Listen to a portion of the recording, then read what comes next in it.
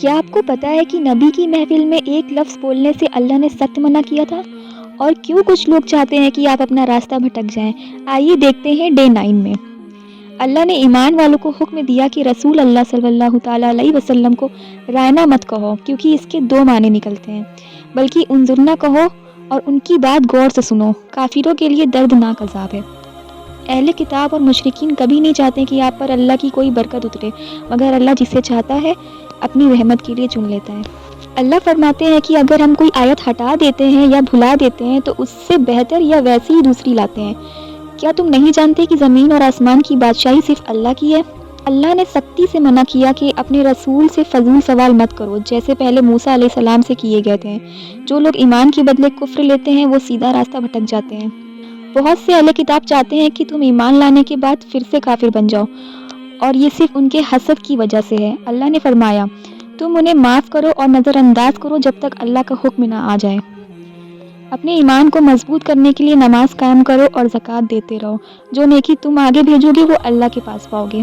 وہ کہتے ہیں جنت صرف یہود و نصارہ کے لیے ہے۔ اللہ نے فرمایا، اپنی دلیل لاؤ اگر تم سچے ہو۔ اصل میں جنتی وہ ہے جو اپنے آپ کو اللہ کے حوالے کر دے، مسلمان ہو جائے اور نیک کام کرے۔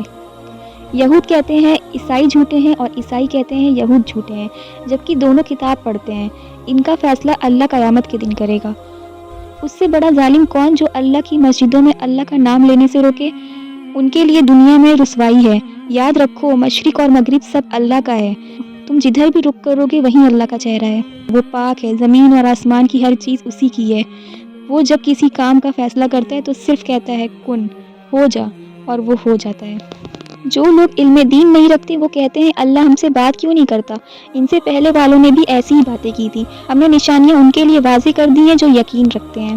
اللہ نے فرمایا، ہم نے آپ کو حق کے ساتھ خوشخبری دینے والا اور ڈرانے والا بنا کر بھیجا ہے، اور آپ سے دوزخ والوں کے بارے میں نہیں پوچھا جائے گا۔